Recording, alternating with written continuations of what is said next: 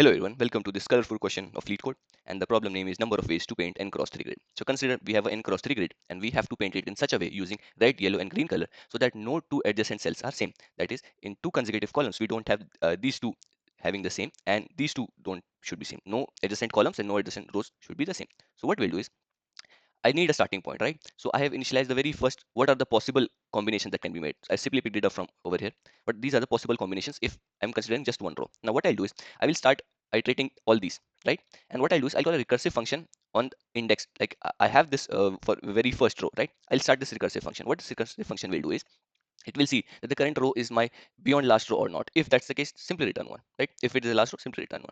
Otherwise, what we'll do is we'll simply iterate through my this collection, this vector of string, and see the current row that I'm carrying. So here, if you see, I'm passing 1, I'm passing I, S, and N. So what does 1 means? 1 means the index, the current index where I am, right?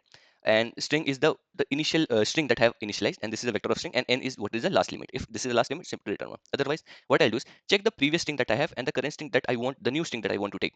Are they same or not on every indices, right? Check for 0 index, 1 and 2 indices. They all should be different. In that case, again, go recursively, right?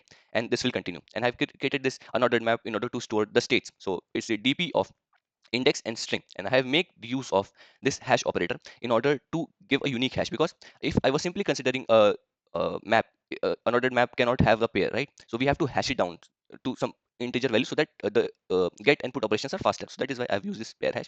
You can simply google it and you can get how to create it one. If you are using C++20, there's an inbuilt function for this inside that, so lambda function, you can do that thing.